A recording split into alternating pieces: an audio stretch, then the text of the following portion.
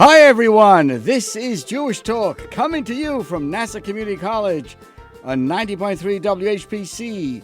We are also streaming on nccradio.org all over the world.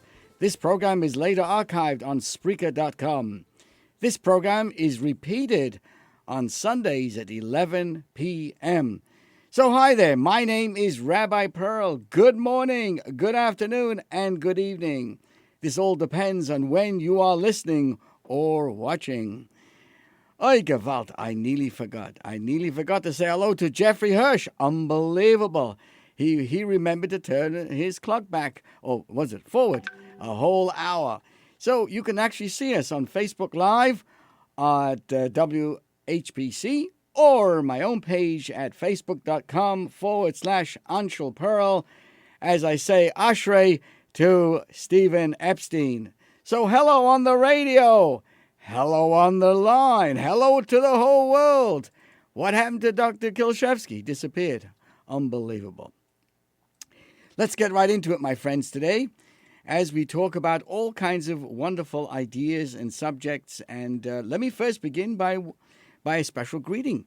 Today is the first day of 2 days of Rosh Chodesh. That means in English, today begins it's the 30th day of the last Jewish month and beginning of the new month. We've said Hallel today. We've said special readings. It begins the second month of Adar. And the month of Adar is a very, very important month, a month of good fortune, of good news, where everything negative turned around. So let's begin with a special blessing for Israel, to our brothers and sisters out there, and of course the immediate return of all the hostages and safe return of all the IDF soldiers, and peace to the whole world. My friends, we want peace for the whole world. So good morning to everybody from rainy Connecticut. Unbelievable.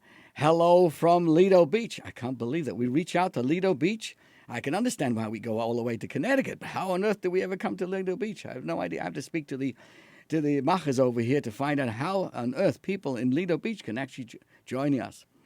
Let's first begin, though, on a serious matter, a tale of two homes. What I want to share with you today is of the greatest students, one of the greatest students of the Baal Shem Tov. His name was Rabbi Pinchas Shapiro of Koretz. He lived in Ukraine, no less. He passed away in 1791. He was one of the great Hasidic masters of the 18th century. He was known as an embodiment, an individual of truth and humility. And he raises a very fascinating question that I know that many have been thinking about this weekend. The Jewish people built two homes for God, one in the desert, the other in Jerusalem. The first was the Mishkan. That was the mobile sanctuary that was constructed in the wilderness. This sanctuary accompanied the Jewish people through their 40-year sojourn, through the 40 years, and then entered with them to the Promised Land, where it stood for another few hundred years at various locations. It included 369 years in the town of Shiloh. This is the sanctuary, the Mishkan. The second home was the Beis HaMikdash, the Holy Temple that was constructed by King Solomon on the Temple Mount in Jerusalem. These homes were seen as abodes, homes for the divine presence. The Torah introduces the building as V'osli Migdash v'shechanti b'seicham. You shall make for me a temple, and I will dwell among them. This is what God says to Moses when he summons him for the project. It was the collective house of worship for Israel. It was the spiritual epicenters of the Jewish people, where heaven and earth would meet.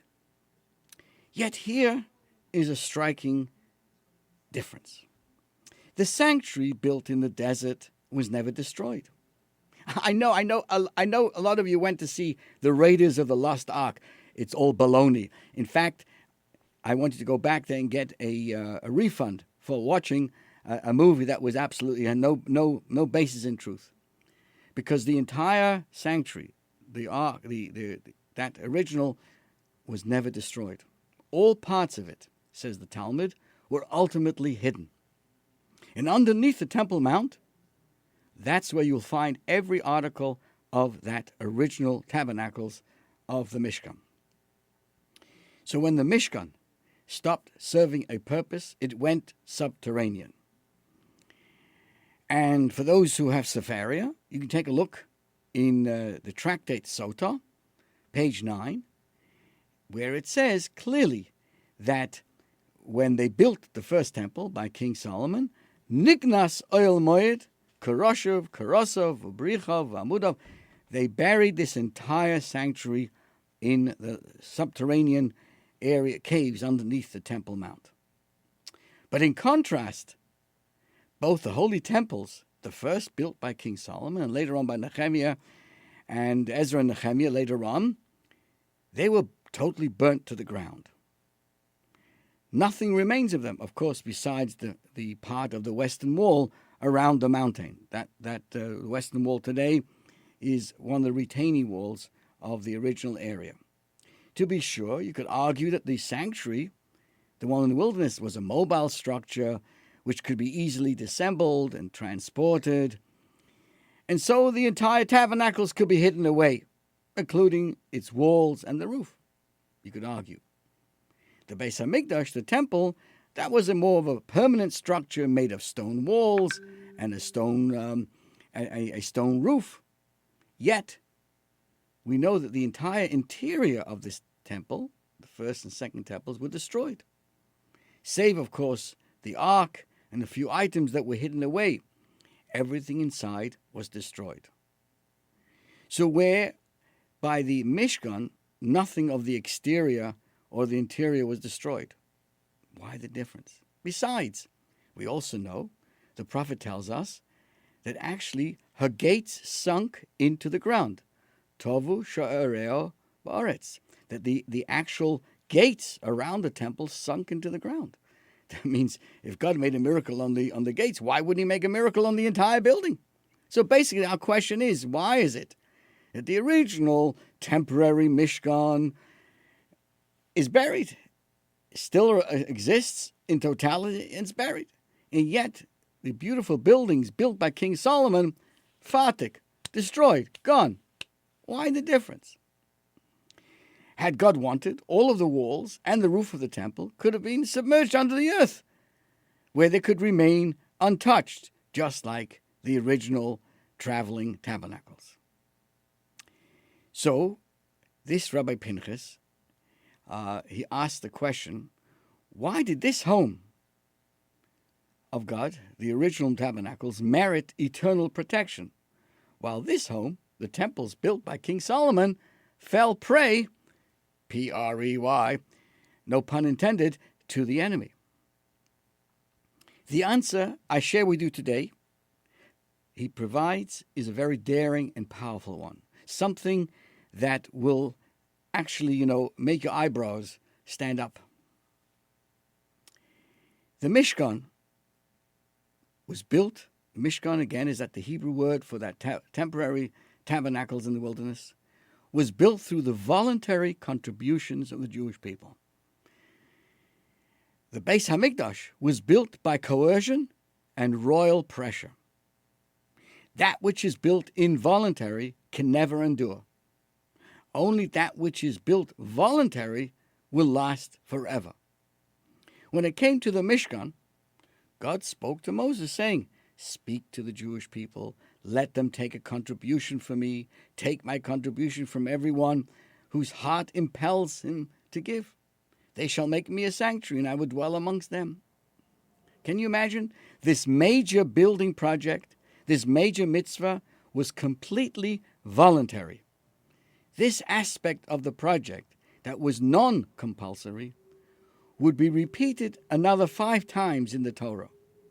When it repeats the story, all of the contributions, the Torah says, were only given by people whose heart impelled them. It is a key phrase employed in the entire narrative, stretching through the second half of Exodus. The Hebrew word is called nediv lev. The people who contributed had a motivated, inspired heart. is the only one that may contribute. That means the people who gave it came from themselves. They had the passion to contribute to the construction of the sanctuary.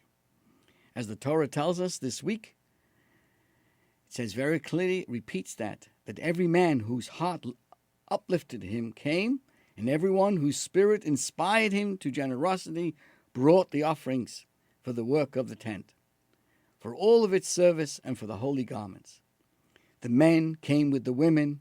Every generous-hearted person brought. What is more, this was true not only with the contributions of the material to build the sanctuary, but even those who were charged to build it. Nobody got paid. Hello? Everybody volunteered to build the Mishkan. The builders, the artisans, the craftsmen, the weavers, the designers, they were all volunteers. If they did not want to do it, sei gesund, they didn't do it. There was no obligation. As the Torah says again, Moshe called to Bezalel, to Eliyav, and all those people, every wise-hearted person whose heart the Lord has given them wisdom, and everyone whose heart lifted him up to approach the work. Listen to these words. Everyone whose heart lifted him up to approach the work to do it. Which means to say that the passion and the enthusiasm was so great, the Torah tells us that it came to such a point, first time in Jewish history, that they made a fundraiser and they asked for contributions, and they had to tell people, enough already. Enough. That's where the expression comes, enough already. Enough. They had more than they needed. Can you imagine? I'm doing my telethon, and an hour into the show, I tell everybody, cut the telephone lines off. Don't accept any more contributions. We got enough. I mean, it never happened, but there it did. There was such an uproar, as they say, such everybody had such passion. They all came forward. So, to such a point, as I pointed out, that Moses had to send out a text on Twitter, at least, or Facebook. Enough already. Stop bringing. Let's contrast this with the temple built by King Solomon. Tanakh tells us that King Solomon imposed a tax on all of Israel. Listen to this. The entire Israel at that time, to help build the first temple, turned into one big, large labor camp. What was the tax? He constricted, or he brought together. He consisted of 30,000 men. These persons were sent off to Lebanon to cut lumber for the temple. They were sent there in shifts of 10,000 a month, so they spent 1 month in Lebanon and 2 months at home. Solomon also had 70,000 carriers. I mean, these are all people who were forced to serve. He had 70,000 carriers, 80,000 stone cutters in the hills, as well as 3,300 foremen who supervised the project and directed the workmen. Sure enough, the temple that was built was splendorous, unbelievable. We all know, we've been to Israel. We know the diggings around the Western Wall. You can still observe many of the stones carried by these 70,000 men in the times of Solomon. The building of the temple involved turning Israel into a vast labor camp. Indeed, when Solomon died, the community approached his son, the successor, Rehoboam. What was their request? An interesting request. He said, your father put a heavy yoke on us, but now lighten the harsh labor and the heavy yoke he put on us, and we will serve you. Unwisely, he rejected their request, and the majority of the people revolted. And they actually crowned Yerovam as the new king. Because of this tax, because of the pressure, and everything else on the building of the temple, the Jewish commonwealth at that time split into two, as it's well known. This, says Rav Pinchas Karitzer, is the key distinction between the two houses of God. Sure enough, Both were homes where the divine presence dwelled. Both became centers of holiness and inspiration. But there was a difference. The Mishkan in the wilderness was built based on free will. The people chose to contribute and do the work. They were motivated, they were inspired, they were energized from within. The temple was built by force. They were taxed, both in terms of finance and human labor. And this is my point, my friends. Anything that you build and create via coercion will exist for the short term, but never long term. At some point, it's going to collapse. It lacks staying power. Freedom is inscribed in the genome of the human soul. When you coerce a person into doing something, you have not gotten him, his real being, to do anything. You simply made it look like he is doing it. Only when a person does something with his heart and passion is there a chance it can endure for eternity. You know, this is true in all areas of life as well. You can win the battle and lose the war. You can force people to do it your way. And under circumstances you may succeed. But is it a long-term victory? It will not last. Anything that is imposed on people against their will won't last forever. Same thing with children. Sometimes we force our children to do something, but never turn that into a pattern, an objective, or a goal. That's not called education. It is sometimes ill-conceived and at times a necessary means to attain an end. The ability to inspire our children internally. But it is only when I touch the heart of my child or a student, when he or she builds a home for God with his or her heart, as the Torah used the word nediv lev, will it endure forever. Sure, I know what you're thinking. It's tempting to take the shortcut, to impose, to force. It settled things swiftly and seemingly efficiently, but in the long run, forget about it. It's a disaster. This has proven true with every political system, regime, empire that is ruled via coercion. It may last a long time, a very long time, but at the end, it will crumble. Because it denies the most basic truth of life from a Jewish perspective. And that is, my friends, a free God desires a relationship with free human beings. He wants our heart, our souls, our passions, our entire selves. A forced relationship is not a relationship, as you, in quotes, are not present in the relationship. Your external you may be present, but the full, total you ain't not there at all. Let's remember, I know that Dorothy Rothstein remembers this like yesterday, the insane Roman emperor who appointed his horse to the Senate, Caligula. What did he say about his people? Let them hate me, so long as they fear me. Like so many before him and after him, he was wrong. He managed to spill rivers of blood during his reign of terror. But guess what, my friends? Rome liegt in dread. Rome is not here anymore. It's gone. The Jewish people are here. And Judaism is here. Why? Because it inspires people who continue to build a daily home for God with passion, with enthusiasm, and an inner conviction. There's a story told of a man who came to his Rebbe. He was in a battle with his son. This man wanted his son to be a rabbi, but the son himself wanted his father's help to get into medical school. So the father wanted him to become a rabbi, and he wanted to become a doctor. A doctor. The sage says to the father, he'd gone to the rabbi for some advice. I'll first say it in Yiddish.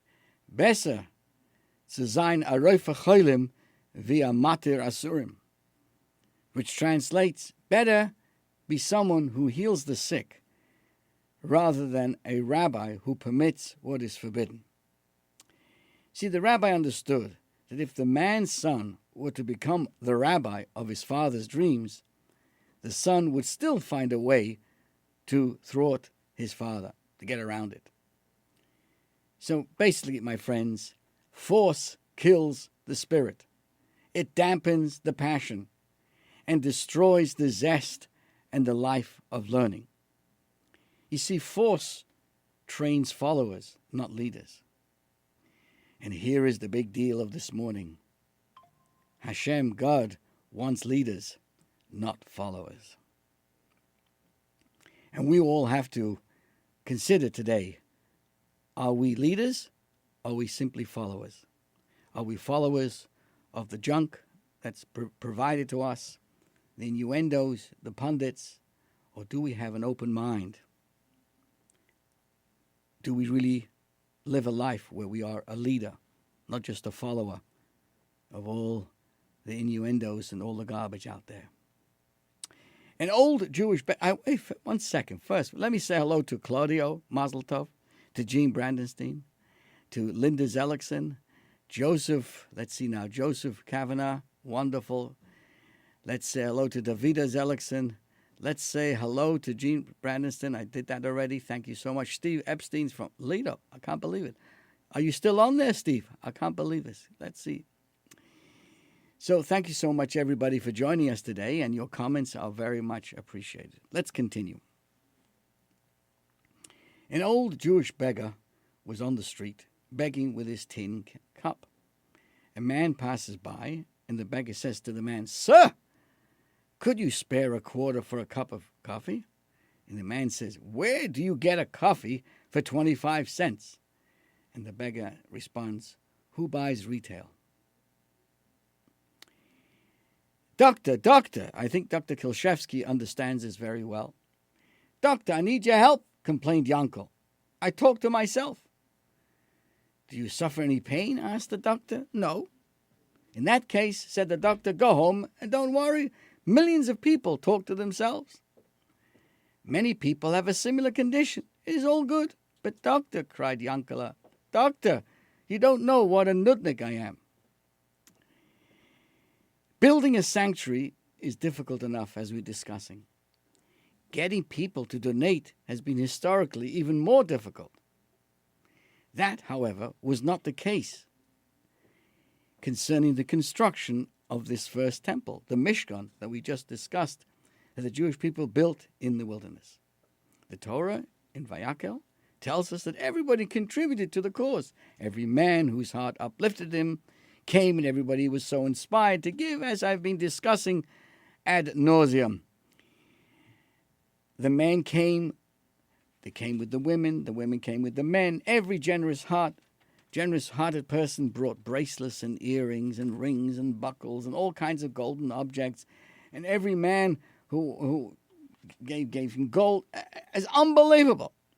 And every man who had blue wool and purple and all the things that were needed, the ram skins and the dyed red, and unbelievable. And as I pointed out, the contributions were so generous that an announcement had to be made ordering the entire nation to halt their generosity. Gewalt. First and last time in Jewish history such a thing happened. They made a fundraiser and they asked them to stop giving. Can you imagine if we had such a problem with our shul that we have to tell the people to actually stop donating? But what is intriguing is that the Torah, in a very conspicuous way, highlights another group of donors, and it remains ambiguous. After the Torah concludes its description of the fact that all of the people of Israel donated all the items, the Torah all of a sudden mentions another group of donors. It says, "Vayikra Moshe Betzalel," and he called to Betzalel and Eliyav and etc., and concludes that Vayikhu Miflei Moshe Eskala Truma Asher Hiviu Vehem Hiviu Elav Oid Nedava Baboika Baboika, which translates that this group who Moses turned to, they would become the builders, they took the offerings and concludes, and they brought to him more gifts very early in the morning. What do these last words mean? And they brought an additional offering very early in the morning. First of all, who were these generous donors? to be deserving singled out from everyone else. We've just learned that everybody gave and was told enough. And suddenly now, introducing those who were the builders, we suddenly realize there's another group of donors who gave. The Torah cannot be referring to the general public. They're already been mentioned in the previous verses. So who is this new group suddenly being addressed here? And why should this group deserve such a special recognition for the contribution when the entire community just did the same thing? Secondly, why does the Torah stress that they brought an additional contribution in the wee hours of the morning? What happens so early in the morning? Why did they bring it so early in the day? And why does the Torah feel the need to share this seemingly insignificant detail? So one of the great rabbinic figures of the 17th century, known as the Maharanach, passed away in 1719, offers the following insight quoted in the Yalkut Ma'am Lois. And I will share a story to illustrate his idea. The daughter of Rab Zusha of Anapali, one of the great Hasidic masters of the 18th century, was engaged. Mazel tov. As poor as he was, Rab Zusha and his wife scraped together enough money for a seamstress to sew a beautiful gown for the bride-to-be. After a month, the gown was ready. Rab Zusha's wife and his daughter went with a bundle of rubles to the home of the seamstress to pick up the finished gown. An hour later, they came home empty-handed. "Where's the gown?" asked the Rebbe. "Was it stolen? Perhaps lost? Did the seamstress not finish the job?" "Well," said his wife, "when I came to pick up the gown, I saw tears in the eyes of the seamstress. I asked her why she was crying, and she told me that her daughter too was getting married. Then she looked at the beautiful gown that she had sewn for me and sighed, if only we could afford such a beautiful material for a gown." Reb Zusha's wife continued, "At that moment, our daughter, the bride, couldn't resist and decided to let the seamstress have her gown as a gift. Hesta Maisa. I was delighted with her decision. I know that for our daughter we can find friends who will help us weave a new gown, or we can even borrow a beautiful gown for the night." Reb Zusha, the father, was delighted. Can you imagine having a daughter with such feelings for her wedding, and yet she shared her dress and let the seamstress have it for her own daughter? And the father, of course, he was delighted. The mitzvah of helping a poor bride was dear to him, and he longed for the opportunity to fill it. But then he added one question to his wife. "Did you pay the seamstress for the work she did for us?" "Pay her? What do you mean, pay her?" asked the wife. "I gave her the gown." "I'm sorry," said the Rebbe. "You said the gown was a gift. We still owe her for the 4 weeks of work she spent on it. When she was working on the gown, she did it with the expectation of getting paid. She probably had to refuse other jobs, relying on the money that she would receive for this gown. We have no right to deprive her of that hard-earned money. The fact that we are giving her as a gift is our positive mitzvah, but it does not exempt us from paying up." The Rebbetzin agreed. She returned to the seamstress and gave her the full money for the gown. In addition, the expensive gift of the gown, she compensated the seamstress for her work. This story can shed light on our previous dilemma as to who were these generous donors who brought their donation early in the morning, and why the Torah singles them out. Let's review the verse carefully, and it will become clear to all of us. They took from Moses all the offerings of the children of Israel. Okay, got everybody else's contributions, and they brought to him more gifts very early in the morning. Who is they? Who brought him these extra gifts? Obviously, is the people mentioned in the opening of the verse. Who do you think this money came from, these extra gifts? It was from the craftsmen and the builders who retrieved all the contributions, for they were to do the work, right? Everything that everybody gave came to them for them to work on.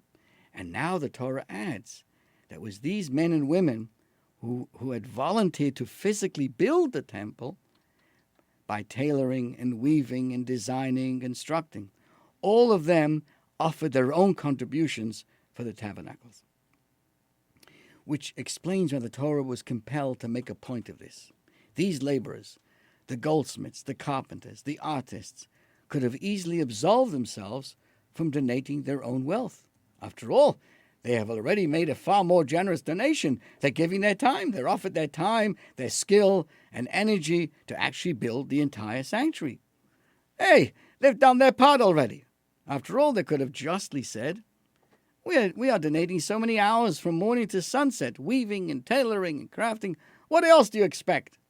We are not only donating silver and gold, we are donating our time, energy, sweat, and labor. But hello, they did not exonerate themselves. Torah specifically tells us they brought more gifts very early in the morning. They wished to have the merit to contribute to the sanctuary not only through their physical labor and their time, but also with merchandise that they owned. What is more, and here's the most impressive part, since they committed their time to weave and tailor and fashion all the various furnishing from sunrise to sunset. Please stop singing now, please. Kim, start. I don't want you to start singing sunrise, sunset. We're not in Florida now. But since they were busy from sunrise to sunset, they didn't want to interrupt their sacred duty, and therefore they brought their donations early in the morning. Therefore, the Torah used the word baboker, which means very early in the morning, before sunrise. Such people are deserving of special recognition. Why were they so generous? Because they were not searching for excuses to absolve themselves. If they were looking for rationalizations, they had plenty. They're committed to the project with their souls, with their hearts, with their passion. They loved it. And when you love something, you don't look to do less. You look to do more. Just as in a relationship, when you're having issues with your spouse, you might still be a mensch, fulfill your duties, but you will get away with the minimum. You will do the least you need to do in order to be seen as a man. And that's it. Shine, fertig.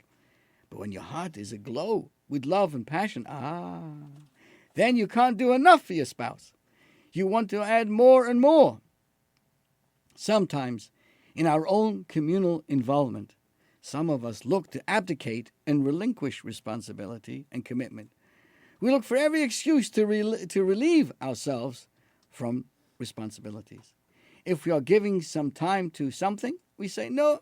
We say to ourselves, why should I give my money? I already give my time and effort.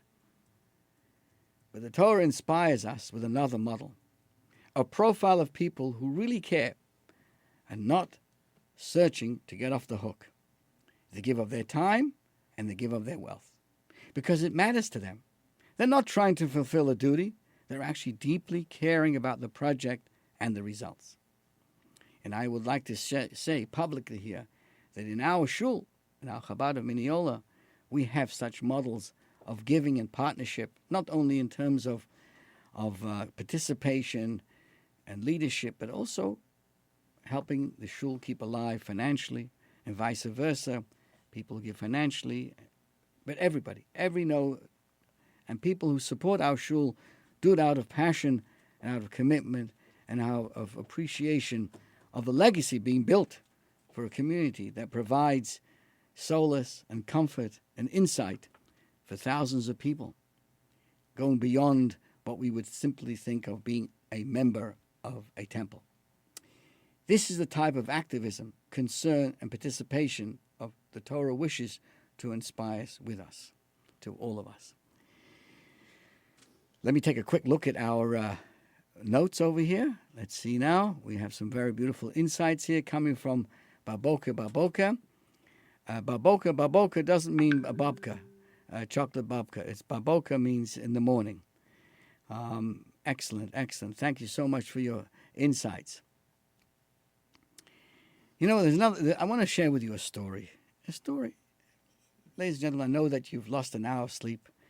And when I bang on the table, it means it's time to wake up. So let me tell you the story while you're sleeping.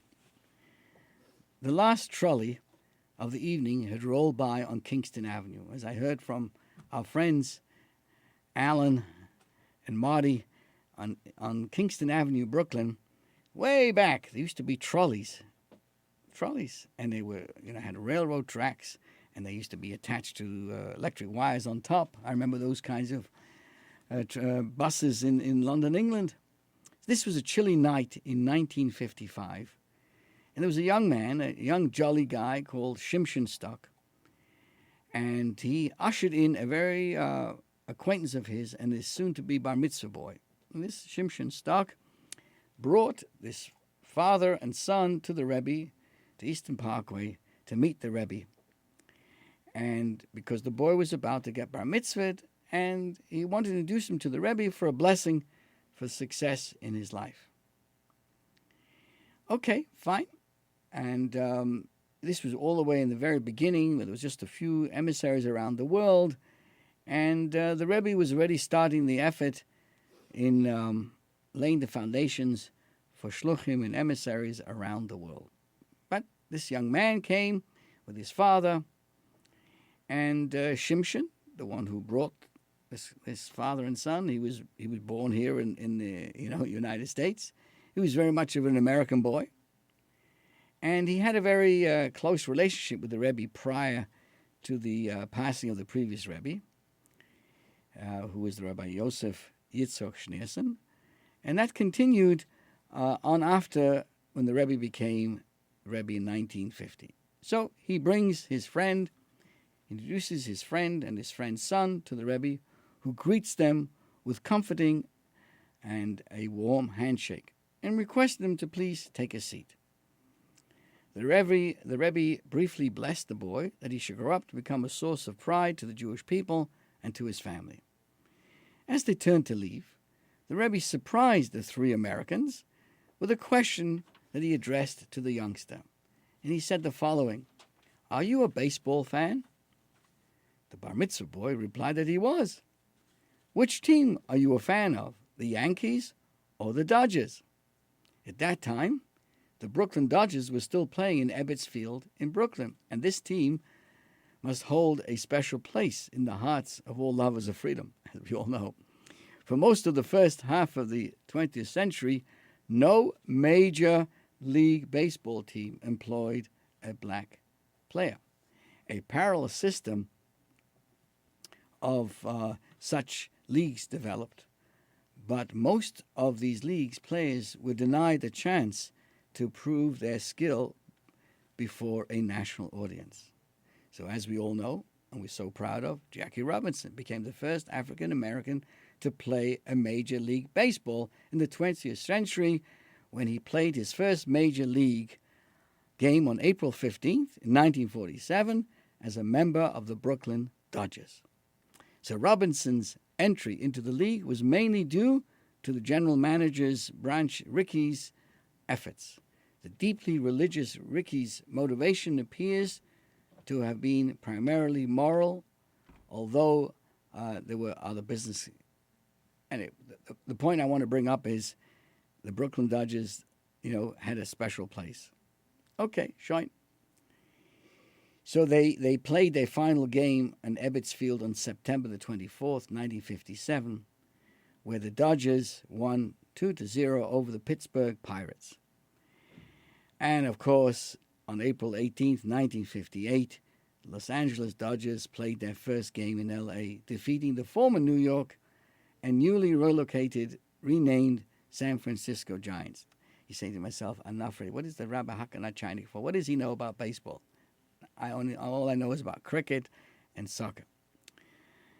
So back to the Rebbe. So the boy says to the Rebbe said, "Which group are you for? Which baseball team?" He says, "The Dodgers." So the Rebbe says, "Does your father have the same feelings for the Dodgers as you have?" "No." "Does he take you out to the games?" "Well, every once in a while my father takes me to a game. We were at the game a month ago." "How was the game?" the Rebbe asked. "It was disappointing," the 13-year-old confessed. "By the 6th inning, the Dodgers were losing 9-2, so we decided to leave." "Did the players also leave the game when you left?" Rabbi, the players can't leave in the middle of the game. Why not? Asked the Rebbe. Explain to me how it works. The boys seemed a bit annoyed by the Rebbe's apparent ignorant questions.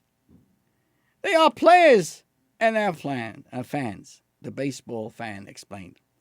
The fans can leave when they like. They're not part of the game, and the game could and does continue after they leave. If they don't like how the game is going, they walk out, shine. But the players need to stay and try to win until the game is over. And that's when the Rebbe with a smile said to the young boy, that is the lesson I want to teach you in Judaism. You can be either a fan or a player. He says, be a player. The fan admires, encourages, blows a lot of hot air, a fan, and helps out when he can. But if things are looking hard, he just gets up and goes home and poo-poos anybody else. The player, on the other hand, never leaves the arena of the game.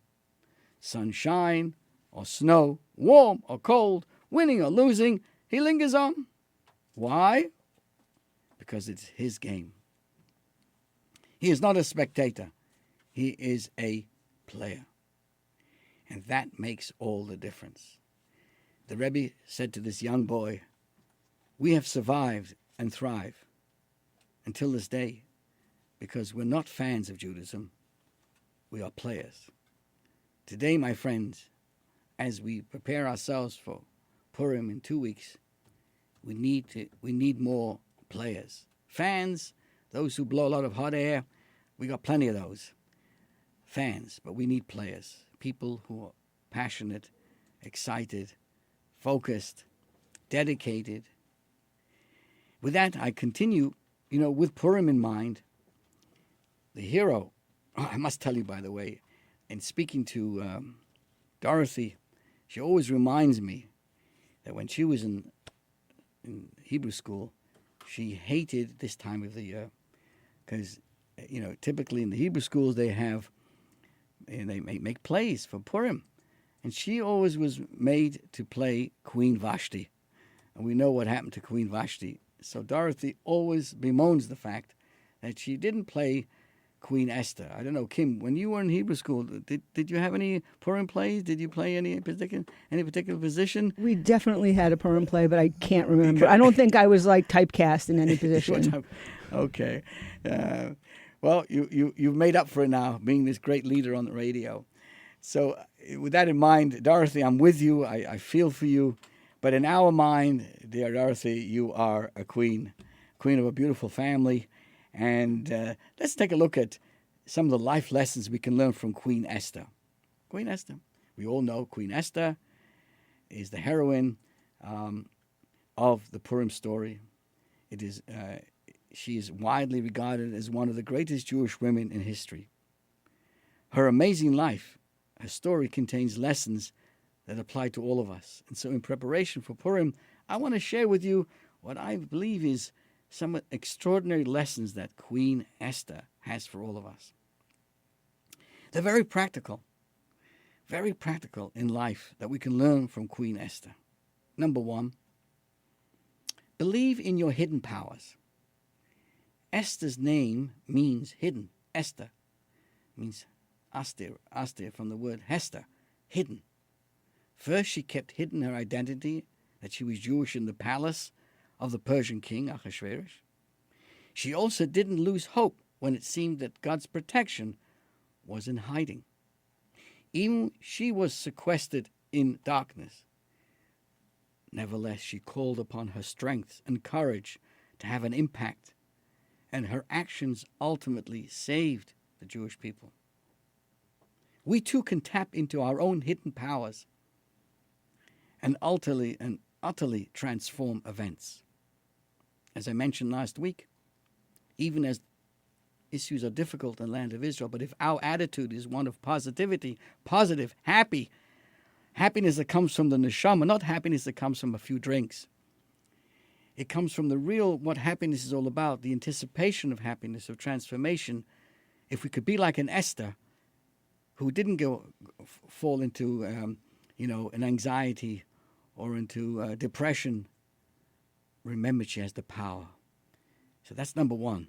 Esther, we all have hidden powers that we can transform events around us. Number two, embrace your destiny. At first, Esther tried hiding from King Ahasuerus's guards to avoid marrying him. But ultimately, she couldn't avoid the inevitable. And when she was made queen, Mordecai, the leader of the Jews at the time, understood that such a thing would only have happened to such a righteous woman unless she was destined to rescue her people through this. So God places us where we need to be in order to fulfill our mission in life. Powerful idea. Number three, my friends, I hope you're writing this down. Let your inner beauty shine. When contestants vying to be Ahasuerus' new queen were brought to the palace, they were given a lengthy beauty regimen involving physical pampering and cosmetic treatments. But Esther declined all these luxuries. Instead, it was her natural beauty that immediately captured the king's attention above all others. Guess what? Each of us, you are the best version of yourself. You don't need schmirachs and all kinds of ahava products to look beautiful, my friends. Every one of us glows holiness and beauty. Number four, be principled. Even in the palace, Esther ate only kosher food. And when the king went out of his way to persuade her to tell him her national origin, he threw a party in her honor, gave tax breaks to the citizens, and considered marrying another. She held her ground. Remember, dear friends, the strength that we have is to let your principles guide you. Don't verkauf lokshen. Don't compromise. It's a business. No one's watching. Learn from Queen Esther. We are here today because we had a Queen Esther who lived by those principles. Number 5. I promised you 9. I'm up to number 5. We're stronger together. One of Haman's complaints against us was that they're dispersed, disunity. In response, Esther told Mordecai to gather all of us together. The best answer to hatred is unity and not fighting within each other. It requires everyone to be on their best behavior and to contribute to unity amongst ourselves. Number 6, when in trouble, turn to Google. When in trouble, turn to God. Esther understood that the salvation of her people hinged on their special relationship with God.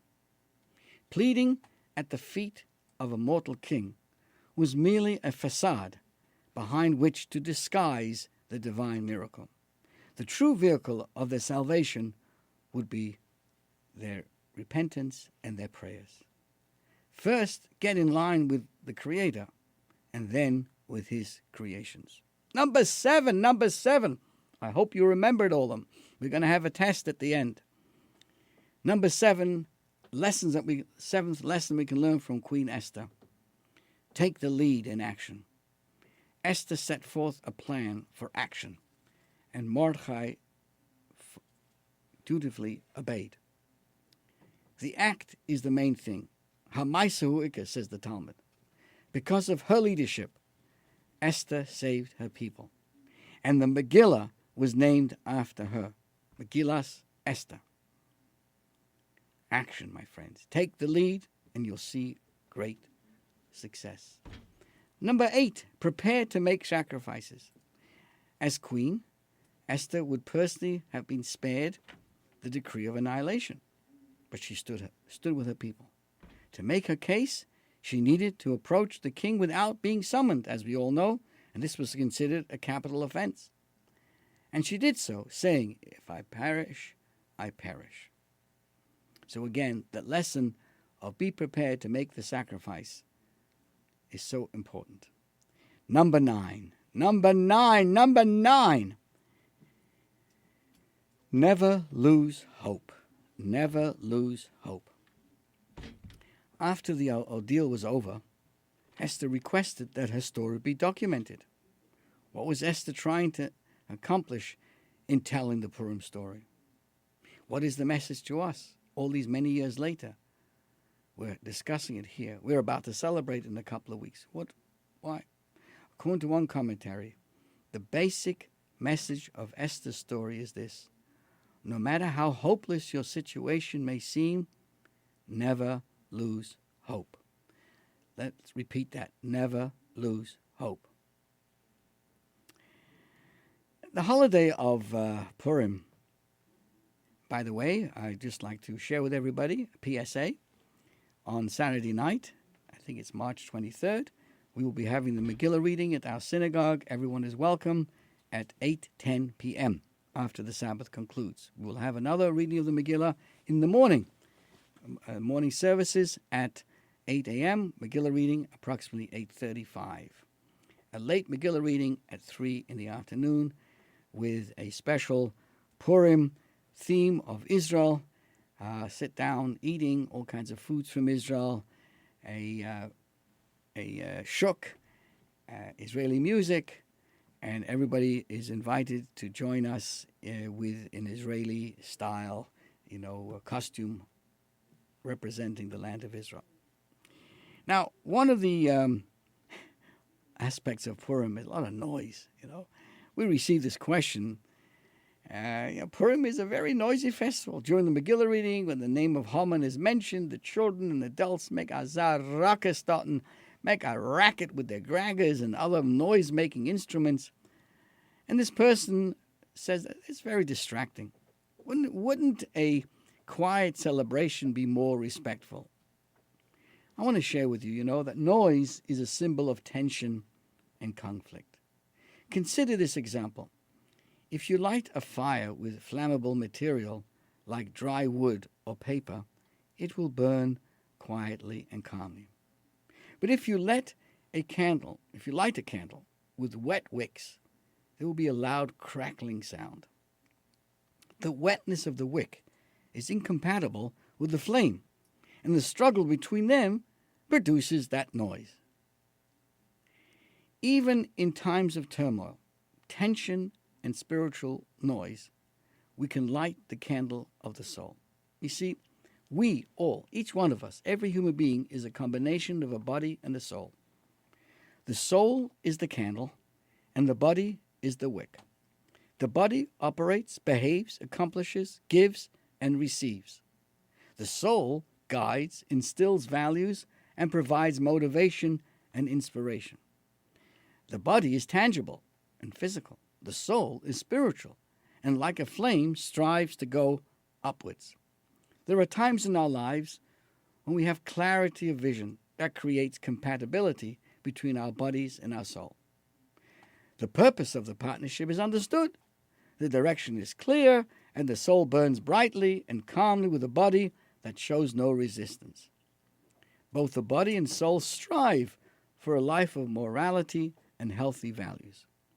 But there are times of tension, as we are in these days. There are times of confusion, when the lines between good and evil are blurred. Temptation is hard. It's hard to overcome. And we're living in a time now where we have eroded value systems that have invaded our minds. It is then that there's a struggle between the body and the soul, when it becomes intense and challenging. The soul is always striving for morality and inspiration, trying to create an awareness of a higher purpose. The body resists by pursuing pleasures, laziness, emptiness, hard-headedness. These are times of inattention and symbolic noise. But it is so specifically in these times of spiritual challenge that one can achieve the true happiness. You see, real joy comes from personal growth, which can only result from overcoming a challenge. A challenge-free existence creates complacency and lacks depth. But when we turn challenge into an opportunity for growth, we become stronger. We become stronger human beings with greater meaning and a sense of accomplishment and happiness. Historically, the story of Purim took place in a time of tension and confusion. The name Esther means concealment. God was hidden, and the divine consciousness was absent. Haman's successfully drafted legislation to annihilate the Jewish people. So morale was at an all-time low, but it was specifically then that they discovered a new sense of strength. We responded by re-energizing ourselves, reconnecting with their soul and the sense of motivation. And guess what? When we reconnect in that level, God responds in kind, and miraculous salvation takes place, resulting in true celebrations. So the festival of Purim, the night of March 23rd, 24, on a Sunday, makes it easy for all of us to participate and observe the holiday being on a Sunday, provides us with a unique message. Even in times of turmoil, tension, and spiritual noise, we can light the candle of the soul and discover true meaning and purpose and achieve happiness. So, my friends, what better way to do that? Get out your graga. Get out that graga, that noisemaker. Make a lot of noise and kindle the soul no matter what happens. And you know, we could discuss this more depth, and we will in future programs understand the depth of Purim. I'd just like to conclude by dedicating our program today. Today marks the 30th day of the passing of a dear friend and supporter of Harvey Kipnis of blessed memory. Today marks the exactly 30 days of his passing, and a very special gathering is taking place, led by his dear wife, Salanga Yoren, Malka, and son, Adam, and the entire family. It's very important, my friends, to appreciate life when we're alive. Dear Harvey passed away rather suddenly. He has the merit of being buried on the very same day, within less than 12 hours, from one night to the next day, all before a Shabbos. And it's important for us, and for me to repeat to everybody, please, the importance in Jewish life of burial, no cremations. Cremation is extremely, extremely painful for the soul. The soul arrives in the person's body in stages, from conception to birth, to bar and bar mitzvah, the age of 20, the age of 40, and so does the soul also recede from the body in stages. 30 days before the person passes away, there's a feeling already. Then, of course, the passing. I only share this with you to appreciate that soul needs that physical body. It needed all through its life, and even as the soul leaves the person, that body is a source of strength for that person. So burning it up, cremation, everything else that goes with that, is totally contrary. It actually harms and creates havoc with the soul. May Hashem bless the entire Kipnis family for longer gesundte Jahren and know of no more sadnesses. This is your host, Rabbi Perl. Thank you all for joining us. Have a wonderful week and only good news.